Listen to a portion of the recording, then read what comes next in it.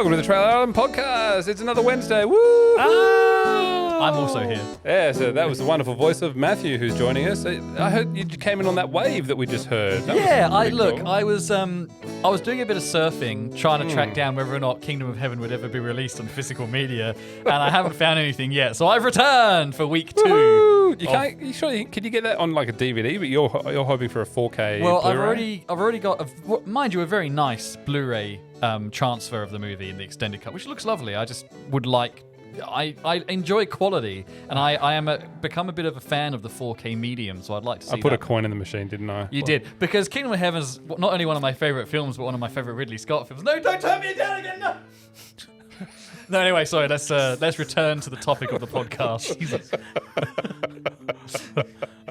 This is the Trailer Island Podcast. We compare films and their trailers. Did the film deliver what the trailer promised? Mm-hmm. But as you know, we're on our TV streak. Mm-hmm. We're on the second of 3 episodes specifically about this little franchise that is the Marvel Universe. And I'm on the 4th of my kilos. Because I've been sitting down so much. 4th of your what? Kilos. Kilos? Yeah. Right, okay. That's a weight gain joke. Ah, okay. All right. Well, talking about heavy hitting, lots of heavy hitting in this TV show. 6 episodes, I want to say. 6 episodes. Quite long episodes. About an hour each, yes. As I found and discovered. So yeah, when you're late to the party and you've got to catch up on a TV show and there's a lot of TV to catch up on, that can get a little bit wear a bit thin sometimes. Yeah. I remember trying to get my way through Fargo, and those episodes are very dense episodes, hour long, lot to cover, a lot to pay attention to, and that felt like it went on for a long time. We're not talking about Fargo, though. No, we're not. Now, Steve, you as we know, you are the Shaman. The auteur of Marvel in this group. I'm sort of in the, I enjoy and I've watched a fair bit. Matthew, you are very much the student, as we established last week. Quite clueless, really, as to What's your place? I like that you cut Matt off and just saying he was just clueless as a general statement. I am used to it. It's fine. I'll just pipe up when I see a pretty color or something. It's all right. Joke's on me, I'm colorblind. Where do I sit? That's a really good question, Steve. Look, I enjoy. Casual observer. Are you Switzerland? No, I don't know. Like, I've enjoyed all of these films, and I actively sought to view and attend cinemas to watch the Marvel franchise as it grew and blossomed, and they've got plenty of money from me, I can assure you of that. And with all of these TV series, I did not watch a single one of them as they were released. Okay? Neither did I. And thank you, Matt, for piping up. That So I just thought, hey, I relate. I feel validated.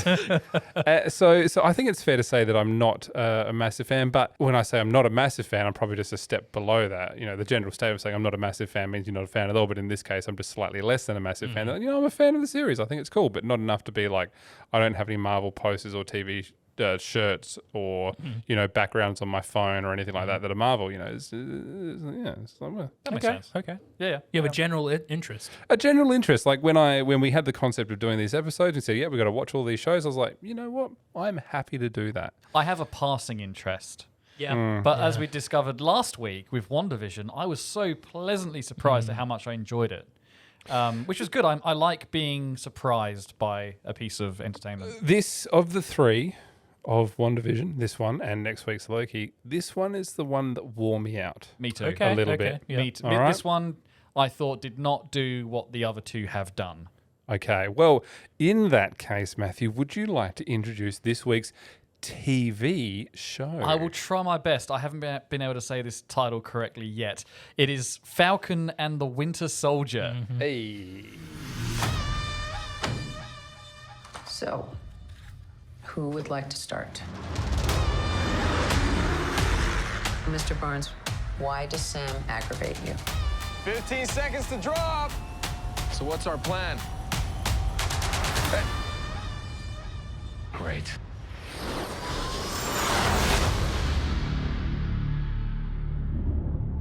Superheroes cannot be allowed to exist. I have no intention to leave my work unfinished.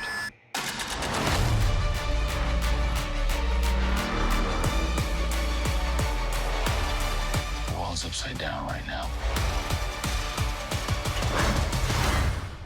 Where do we start? We came here to see Jeff. What you got? No, not on my. Buck, I have a plan. Oh, yeah? What is it? Is you ready? Here we go again, huh? We've been grinding hard on the job. Can't take that from us. Are you ready? Is you ready? You said you ready. Ready? Is you ready? Are you ready? Is you ready?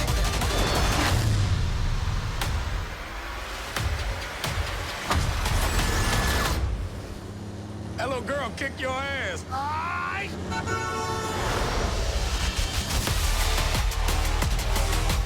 Gotta get that first shot off before that bullet hit me.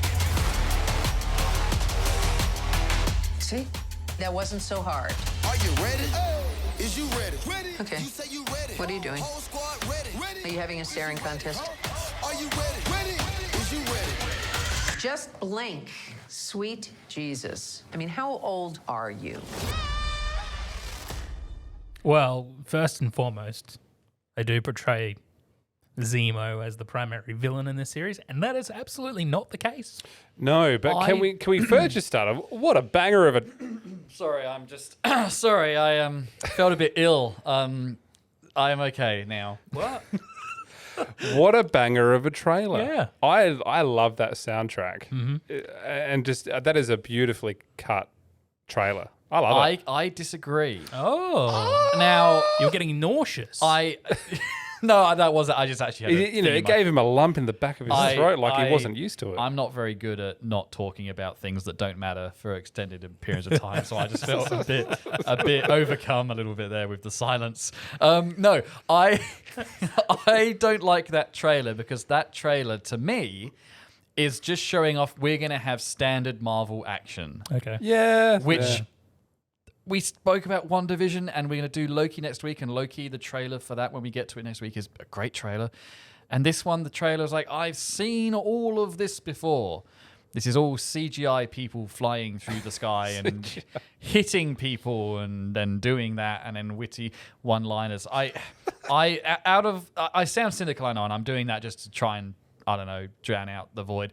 But I just wasn't as excited for this one as WandaVision and it's Loki. fair. I was immediately going, I want to see that. Yeah. This one I thought, I will see it because we're all in this together. And I don't mind seeing it, but I was not excited for it. And Yeah. unfortunately, I think the TV show didn't surprise me in any way. I was like, okay, no, this is exactly what I thought it would be. That's actually quite a fair and reasonable criticism that was well spoken. I agree with you. it. I do agree with it. I don't know how to segue from that. So when Bond gets delayed, No. I do appreciate. It's funny. I'm glad this one is the middle show. Yeah. Yeah. It's sandwiched between WandaVision and Loki, and I think that was either by design, and if it's not by design, it's just very fortunate. It really gives you the Marvel action, doesn't it? It does, If yeah. if you had the thirst for the content, as Steve coined last week, Thirst for the property. thirst for the property. Sorry, I keep Thirst getting for it wrong. content is also good. No, thirst for the property though is just a bit stranger, and I think that really suits you. I really. I didn't mind that we got this action. I think it serves its purpose and it suits the audience that have become accustomed to this. That might have particularly been perhaps offended by the style of WandaVision and couldn't get into that. In this, there is no shortage of that. And I think watching it after WandaVision, you sort of go, oh, it's just doing the same thing that I'm used to. It's not taking the huge chances that perhaps shows like Loki and WandaVision are. However, I guess you could counteract that with is that they do get stuck into a lot more of the personal human impact of the people who live in this world, and particularly when we discover, there have been other super soldiers in the past that have been either locked away or disposed of, or And we saw a bit of that in Black Widow. And the reason because there was the Russian Yes. yeah. But what What I will say, just before people start thinking I'm going to sit here and not be impressed with this TV show, is the action, even though I think I've seen it before, is very well done.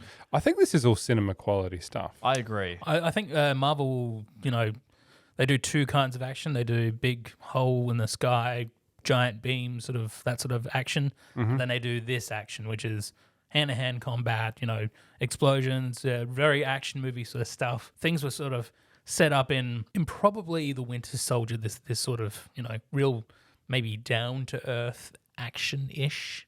Yeah. Well, they're nailing the characters, aren't they? Like these characters, this is what they do. So I suppose it would be strange if they sat around drinking tea and eating biscuits and discussing issues. I would watch that though, because my favorite scene in this series, not to try and be funny, is when they go to essentially it's couples therapy, which is in the trailer, and I thought I want more of that. That's just firstly it's very funny, but also they have the chances for some great acting, great character work, and you get to see these two characters who, for the most part, have actually been against each other in the past, realize now that they are brought together by the loss of their best friend in Steve Rogers, so this is set after Endgame. So Steve Rogers has lived his life and is gone, and so they're brought together with this hole, I suppose, in their lives, and how to fill it, how to fill that void, and the overarching question: who is going to be the next Captain America? Yeah, which brings us quite nicely, I think, to perhaps the biggest element in this show, which is that the U.S. government creates, without super serum or anything, he's just a normal person, another Captain America. John Walker. Who is a horrible person. Well, no, that discounts him a little bit. It's that's a really hard thing to kind of nail down because... This is the reason they did the TV show. It's because they wanted these characters to be fleshed out. Yep. And so in episode 1, we get a really nice introduction, a reintroduction to a lot of these characters, including John Walker, and you get to see that he is also a man who lives by expectation. He's taken up the mantle of Captain America, and now he's expected to embody that. And this TV show is really about trying to explore what that really means. Yeah, I think it does that really well. And we touched on David Harbour's character in Black Widow. Yes. And I think in that movie, it's played off laughs. In this movie, it's actually a serious conversation about race in the USA. Yes. And I thought that it handled that whole thing actually quite well. This movie becomes a bit of I suppose, a metaphor, doesn't it? A commentary, yeah. A commentary is a better word for it. Yes, absolutely. Like, the Falcon, what's his name again? The actual character? Sam, thank you. I think we can all agree as an audience that he's the right person to take up Captain America's shield. And I think it's very deliberate that he does actually turn it down himself, of course, but I think it's very deliberate that they cast in this role of a new Captain America, someone who looks almost identical to Steve Rogers in that he's white, blue eyes, blonde hair. And I think there is commentary on that as to be who's the face of America. I think perhaps there is certainly a racial overtone that they commentate on this quite heavily, and the things that in this show the U.S. government do, you just go that I can see that is a script of the future of how this sort of thing would happen. Yeah, it's so based in our reality that it angered me. I was like, of course they would do something like that. And it's kind of sad. And not only is it touching on that, it's also touching on a bit of classism as well. Oh, yeah. Because we're dealing with the fallout from after the snap.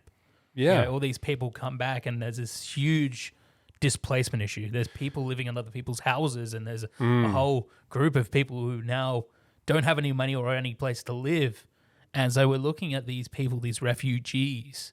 And opposed to that, we've got all these people who have stuck around during the blip as well. People who didn't get wiped from existence, who during these 5 years in Endgame have just led normal lives. Yeah. And have really in that time become a global community themselves. And so when you get all these people come back into existence and all these countries now saying, no, we have to stick to our borders, there's going to be massive conflict there.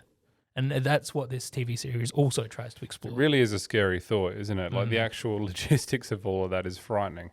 But I guess that is a good way to segue then into the plot of this TV show. Halfway through this episode, is that so old mate Falcon and Winter Soldier Bad Boy, they have to get together.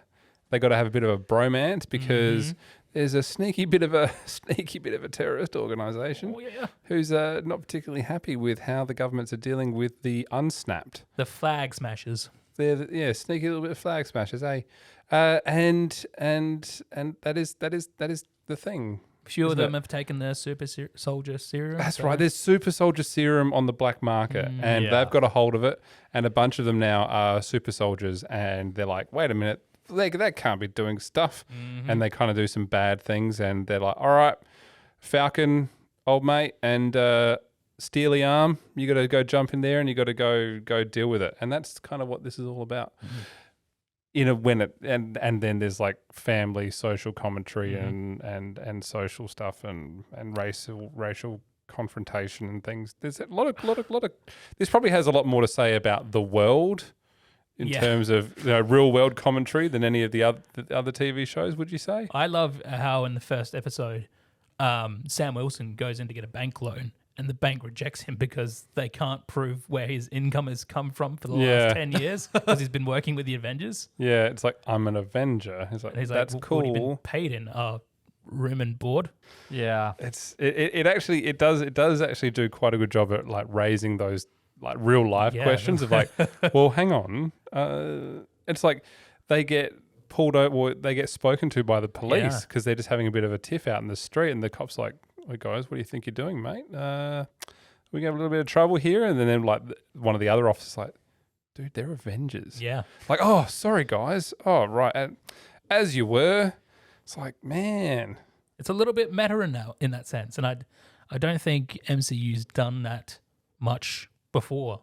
Ask those sort of questions that the audience. It's incredibly. It does. Would you agree, Matthew? You casual observer, you that it like did it feel grounded? Did you feel connected to it? It's funny. I was thinking about listening to what you guys are saying, and I think it's a really good point. And I don't think I actually thought about it in that way, and it has done a very good job because I suppose I always did wonder, like, Tony Stark's always been very rich, but I mean, does Steve Rogers have any money when he was working with the Avengers? I don't think he does. Yeah.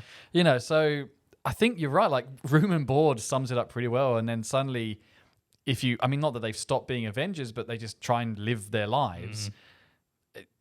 Are they recognized by the structures we have in our society? Just in, like you say, going to the bank is a great scene. It's like they were too busy to be buying houses and flashy cars with whatever income. That like, who's paying them? Like, like who? Like that wasn't that the whole thing of Civil War is like who's actually responsible for the Avengers? Yeah, that was a major plot point. Because they're not all American.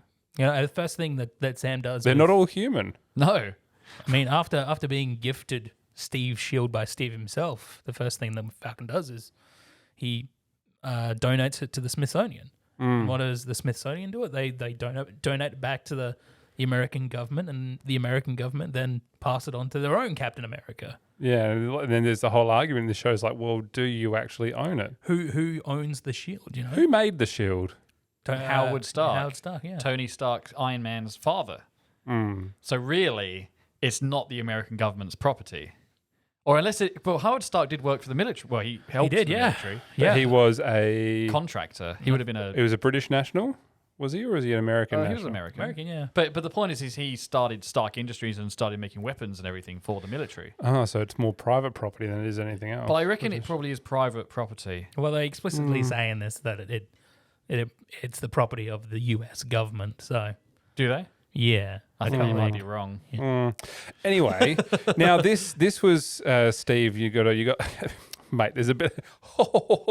There's a bit of egg on your face, young child. Dickens. Oh yes, there is. Dickens. Much scrambled. Smeared ahoy. Much like Mother's Day and Father's Day. Have I messed up the dates? Now this was released in March. Yes, last week I said that WandaVision was released in March. 2021 is getting away from me. Clearly. And WandaVision was released in January. I'm probably wrong about that. But this was released in March. And WandaVision was released in January, which you falsely falsely claimed My was apologies. released in March. But that's okay, because you know what wasn't released in either of those months? No Time to Die. Dear. Now, I want to raise... Someone's thirsty for content. I mean, thirsty for property. See, you're changing now as well. I am thirsty For the property. Yeah. Now, here's a little issue that I had watching this show is Please. that because I feel like in the last sort of 10 minutes, we've really just discussed a bit about the show and not really been perhaps critical in a sense, because I think overall is that we actually feel that this has done a good commentary on everyday I think life so, and it's done, I guess you're right, it has done something different that Marvel hasn't done in the past, but it certainly serves the customers of those who want that fast action violence, is that I would be like, man, this episode's coming to a good end here. I'm just going to grab a quick drink, just pause it. Oh, we're halfway through the episode. I found this too, actually. I've got Pacing another half hour of this episode to go. Oh man, that was difficult to get through. And I was just like, bruh. You do say that sometimes. Yeah, just randomly. It's like, is he all right? You know? Yeah. Rather than getting outraged, you say, bruh. Bruh. I agree, though, because I, much like WandaVision and Loki, I watched this all in one go. Actually, no, that's not true. I watched 3 episodes, and then the following couple of days later, I watched the other 3. Still, though, watching 3 back to... Because that's like a 3-hour movie, and I've done that before because I've seen Kingdom of Heaven. But watching these back, Steve's face is a picture. I thought Kingdom of Heaven is the wrong metaphor there. I would have said Zack Snyder's Justice League. Yes, which I have watched a few more times You since we wasted last... a literal day with that. I love that movie. Anyway, that's not what we're talking about. I agree, it's got severe pacing issues, and even though I was enjoying it, I felt it would get just... What's the word I'm looking for? It would slow down, it would get... it would drag. It would Stagnate? Yes, thank you, stagnate. It would stagnate, and I would start to sort of like, lose interest, and then I'd come back, and I was like, oh, something's happening, this is good again. So yeah. Oh well, let me put on my cap and just do a little bit of behind the scenes here, because this Marvel TV series was the most affected by COVID. Oh, was it? Yes. Okay. And so this was originally slated to come out before WandaVision, which I think was meant to be late last year. Well, I mean, we don't trust any dates. No, we Exactly can't. right. No. But because WandaVision is primarily on set, so they didn't really have those complications whatsoever. Yep. However, Falcon and Winter Soldier, they had to do some like massive rewrites and sort of get around like location issues. They were Because supposed it's to, set worldwide, isn't yeah, it? exactly right. And so they were supposed to go overseas to do some more shooting for this, but because of circumstances, they couldn't do it. And so I do agree, pacing issues, and I think episodes 3 and 4 are probably the slowest or maybe the most inconsistent, and I believe that's because they're the episodes that underwent the most rewrites, Okay. the most alterations. Yeah. That's tragic, isn't it? That this COVID has done that. Yeah. I'm curious. Another one actually, just on that topic, is Jurassic World. I believe I'm right in saying the new one that's coming out was the first major Hollywood film to start reshooting after the first wave of the pandemic. I'm very curious to see what that movie is going to look like. I'm sure it looks. I mean, it's multi-million-dollar film, but I'm curious to see what that will look like. Are there going to be more scenes of maybe 1 or 2 people talking, that kind of thing, because they were a smaller More set. indoors. Yeah. More indoor stuff, Yeah. and because I feel like this, I can now that you've said that, Yeah. thinking about this show, there's a lot of just 2 people talking indoors or in. Which was okay. Yeah, I didn't yeah. mind it. When they go, they go to the museum. Do a couple of things here and there. Like what I found was that it wasn't so much that it was a mid-season slump. It was sort of a mid-episode slump. Okay. Like kind of consistently for a couple of episodes there. But I will say that I was so glad that it did. Episodes 5 and 6 really picked up for me, Yeah. and like there's one particular bit in one of the episodes got a tear out of me too, and I was like, I was not expecting this to happen. When was? There is a scene where they visit a museum and there is a statue. Oh yeah, it's fantastic. There's a statue to a soldier. I legitimately don't remember that. Oh no! We'll tell you after. Yeah. Don't ruin it. But Because that last episode is a spoiler filled episode, and it's quite a Okay. good one as well. And does this push on the universe? Do like at the end of WandaVision, we have certain conclusions about what's going to happen later. Less so. You think less so, but certainly Falcon's character is more evolved. Even Zemo's character is a lot more evolved. I mean, well, I mentioned Because explain Zemo's role in the movies. Just Zemo was quickly. in Civil War. Yes. He puts together that sort of wildly imaginative plot to break up the Avengers. Yes. He's a German. he's a Sokovian A Sokovian. who's looking for revenge after the events of Age of Ultron. And he ultimately gets his revenge because in Civil War the Avengers break up. He gets put in prison, and that's where we find him in this movie. Yep. He gets broken out of prison in this TV show. and his first appearance on screen in this TV show. So I don't think that's much of a spoiler. And you can see him in the trailer walking around as well. Yep. But like I said at the start of this episode, trailer portrays him to be the big bad villain, and it's definitely not the case. No, I guess we haven't really even talked about that. Significant plot point is that it's Carly and her goons are cruising around doing bad stuff. Oh, no, we did talk about it a little bit. Man, this episode feels like it's gone too long. But I mean, Zemo Wait, it's terrible to be criticising our own episodes, isn't it? I mean, Zemo in this TV series. My though, God, Steve never stops talking. it's like Mortal Engines all over again. Like waiting for Bond to come out. Yeah, you're telling me. Zemo is more of a foil for Falcon and the Winter Soldier. In this one, he sort of bounces ideas off them throughout the whole thing. Well, it becomes sort of a buddy cop trio for a while, Yeah, it doesn't does, it? yeah. I enjoyed that. Yeah. I enjoyed that dynamic. Yeah, Like, me too. because they're like, you cannot trust this guy. Yeah. Like, it's not that, look, okay, we know you've done horrible things in the past, but we need you. So, all right, we're going to trust you to join our little troop of merry Avengers here. And you can sort of hang out for a bit. But then they're like, no, this guy has done bad things. yeah. We need him. We are using him. And we're very direct. We are using him for his information. And then he's back to jail, off to jail. For you. Straight to jail. Straight to jail. Straight to jail. That's what it is. Nice little reappearance by the Wakandans in this as well. Yeah, they're cruising about. I was a little. I mean, obviously, you pick it up through context. I still haven't seen Black Panther, so I was a little. I know that Bucky went to stay with them for a little camping trip at one point, but I was a little confused, really. Can I just say again, was. what Black Widow suffered from is that if you do not want to stand out, get your dress code appropriate because the Wakandans in this, Yeah. one, stand out. Two, they look like they'd be cold in Yeah. what they're wearing. Come on, guys. You're from an African nation. You come to a chilled European place. Yeah. You got to dress appropriately. They are very two different temperatures. Oh, yeah. You know, these are the things I worry about. I'm concerned for these people's safety. What if they get a cold? How bad was Black Widow? They're badass female fighters. Guys, you got to look after yourselves. You're busy. You're putting yourselves in danger. You got to think about you first sometimes, okay? Throw on a jacket. Well, I mean, the coverall for all Marvel properties is vibranium. Vibranium's just that's keeping them warm. Yeah, okay. All right, fair enough. How does the shield kind of come back and be able to be caught? Like, does it know? Skill. Now, this has always annoyed me since the very first Captain America. Like, is it movie. intelligent? Well, you know how you get to Carnegie Hall, don't you? Practice. Don't quote him at me. Don't you invoke his name. No, damn it, what movie? That's from the first one or the second one? That's not even from a first or second one. What's that from? That's from Inglourious Bastards. You know how you get to Carnegie Hall, don't you? Practice. I don't remember that. I haven't seen Inglourious Bastards for a few years. Like kids, like, okay, yes, we get it. We get a training montage in this, Yeah. but like, how does it bounce off trees? Like, how does it know what? Straight back to his arm. How do we?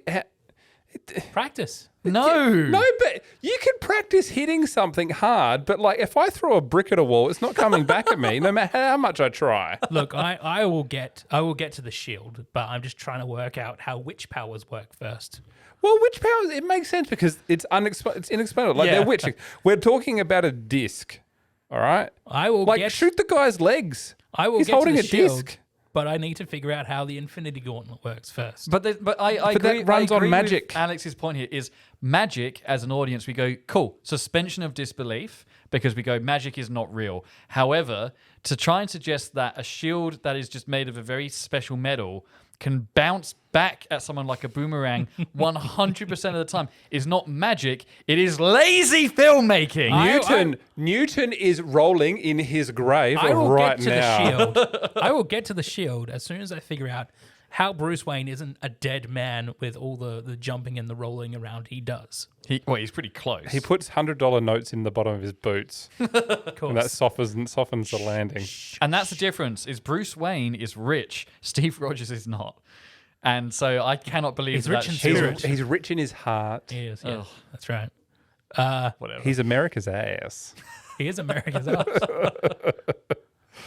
I don't know why I did that so sassy. That Yeah, was well, you know, that brought out the sass in It's me. happened now. So, Oh, yeah. That is I America's might do that more ass. often.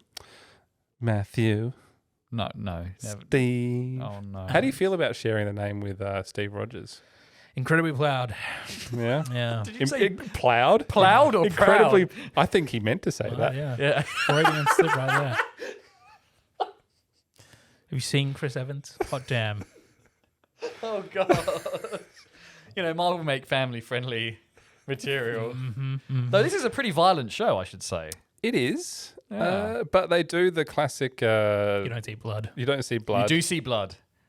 Oh, you do You see do blood. see blood. I thought, wow, No- this is no spoilers, this but is you do dark. see- Is this from the yeah. DC universe? What did you like as a casual? What did you think of that moment? I thought. Look, excuse my use Without of, getting into spoilers. No, I won't spoil it. And forgive my kind of working collar phrase here. I thought, wow, Marvel have grown some balls. Yeah. I thought this is a big move. Like Yeah. it's risky because they could have broken the show by doing the thing that they do. But I thought I sat up and thought, oh, okay, here we go. Like here are going to be consequences for this. I thought it was a good moment. Okay. It's dark. I'm not condoning it. I'm just saying it was the moment where the show really said like, there's stuff at stake here. Yeah. And anyway, I can't say anymore. For me, it was okay. a moment that sort of after when I saw that, I was like, okay, I'm glad this is a TV show because Right. this is sort of a built-up moment I've been waiting for about 3 episodes, and we're here now, and it is a sort of almost an emotional payoff for a character in a way. In a way, so it's yeah. it's a crescendo. Yeah, I definitely kind of thought like I called it, I knew it, you know, that Yeah. kind of thing. Like again, I don't want to say anything else, but yeah, it was, that moment was good, and I enjoyed the momentum it created Yeah. for the show. Well, in that case, are there any sort of wrapping words you'd like to before we get to your and our out of 5 something or others? Yeah, how bad was Black Widow? Look, I think this show for me, I really found that this really serves the audience of those who are looking for that Marvel action. But it also gets into the heart and the reality of everyday people in this world, and also the realities of these super people and what they have to do now Yeah. without much to do except, when they have to get sent on these special missions. Technically, they could probably just sit back and do nothing. I think that's what I'm enjoying most so far is getting a lot more layers to 4 characters that we've seen a lot of over the last 5 years. We've seen a lot of Wanda Maximoff, a lot of Vision, a lot of the Falcon, and we've seen a lot of the Winter Soldier, and it's just nice to see a little bit more characterization to these guys. Sure. I think it pays off immensely for Sam Wilson. I would have liked to have seen a more cohesive story when it came to the Winter Soldier. I think they gloss over him a little too much. He was definitely my favorite character. I didn't get the resolutions that they set up Okay. to, I believe, that I wanted to receive. Yeah, sorry, go on. No, that's Oh, okay. Well, what out of 5 what's? Oh, it's got to be Shields, hasn't it? yeah, bloody Yeah. shield. Yeah, bloody Shields. No, is that a spoiler? We have to cut that. No, that's not a spoiler. Isn't it? Nah, it's fine. All right, okay. That's fine. Bloody shields. Yeah, bloody shields. Why not? I might go first again if that's right. I know I went first last time. Look, this is actually not going to be a very high score from me because Matthew. whilst this show is made quite well, again, like watching this after WandaVision, which is just so risky and so creative, and reignited my interest in and my thirst for the property again. This one to me was like, no, we're back to just treading very familiar ground, just in the terms of how it looks and how it feels. Yes, the character arcs are good, but I needed more than that. I thought the plot lost me at times, even though it's not that complicated. It did lose me at times. Like, wait, why are we here? Like, why are these characters here at this moment? So it would be a 2 from me, which I know is low. However, I am going to award it an extra half a point because of one of the best lines I think I've seen in a Marvel thing, which is when Bucky Barnes references Sam Wilson as, "Who are you, Gandalf?" And Wilson goes, "How do you know Lord of the Rings?" To which Bucky responds, "Because I read The Hobbit when it was released in 1937 or 6 or whenever it was." That gives it an extra point, so 2.5. Okay. Alex, I reckon you. That seems kind of cruel. I didn't think it was that bad. I mean, 2.5. What's that? 50%? Yeah. Well, actually, it does depend. What did I give Black Widow? I can't remember. Because how bad was Black Widow? I'm going to go 3.5 because it didn't give me the meat on the bones I was hoping for, but I got a good steak. Yeah. You know, I might not have got the whole meal, but I got a good steak. Okay. You know what I mean? Yeah. Subpar, like T-bone sort of. No, like a good T-bone, but they forgot to bring out the vegetables. Okay. And a couple of potato gems, maybe. The gravy is a little too watery. Yeah. You know when like you get a schnitzel and they put the schnitzel on top of the chips? Oh. Yeah, okay. And I'm like, no, mate, I don't want to have to go digging for my chips. I just want to have my schnitzel and have the chips on the side. I don't want to cut through the schnitzel and go, oh, there's chips under here. No, just give me just separate the two. Okay. In this, you know, it does a great job of everything, but that mid-episode slump on a couple, and I'm like, man, I've got to get through another half hour, bruh. Yeah, so 3.5. Okay. Yeah. I'm gonna go 4. I'm gonna we'll get into it next week, but we've talked a lot about pacing and slumps and all that, and I think of the 3 series we've done, this is probably tip of flatter the most. Episodes 3 and 4 in this can dawdle a lot. It almost feels like they were like, oh, we must make it to an hour. Yeah. That kind of thing. Yeah. It would have been better if it was maybe split up into half-hour episodes, make it an even 8 or something like that. I wish they did concentrate a lot more on Bucky, but I think the emotional notes they went for in this, they hit really well, and they even hit well for the villain as well. I loved seeing Baron von Zemo again. I loved a lot of the social commentary they did. I thought they hit the nail on the head. So it's gonna be a 4. Yeah. Okay. Well, that's a sneaky little bit about 11, if my maths is correct, which every week so far, I think we've worked out that I'm correct when I get my maths right. That's right. Unlike That's good. Steve and his dates. Yeah, I know. Sorry, my bad. Ugh. Anyway. Pretty sure there's some pregnant girl waiting to give me the baby. But I don't know how long ago 9 months was. So Again, that's Dark. You from the DC universe? Who let Dark Steve out? This is terrible. Are you from the Dark timeline? Sometimes you just say things that just have no context whatsoever, and if it confuses Matthew and myself, our audience has no hope. yeah, but that humors me. And we're in the room with you. Yeah, and that's Like we can read your facial cues. And that's you've- the you've- most joyous thing about it. You've hurt my brain. I think I'm going to sneeze. You sneeze out And we're something playing like music quickly. Come on, Matthew. That's right. It's gone. It's all right. Yeah, we're fine. We're okay. We've been the Trailer Island podcast plus Dark Steve. And you can find us from wherever you get your podcasts. Make sure you subscribe wherever you get your podcasts from and give us a 5-star review. It helps us find a new audience too. You can reach out, send us an email, contact@trailerisland.com.au, or visit the Facebook page. There's the Instagram, the Twitter. Jesus. This is a terrible episode. We're on the verge of marking this episode explicit. I've been Alex, and I was joined by Matthew. Baron von Stevo. Oh my gosh. Good night, everybody. I need to go to bed. Love you. I'm very worried about you, Steve. This is a Narrative Network podcast.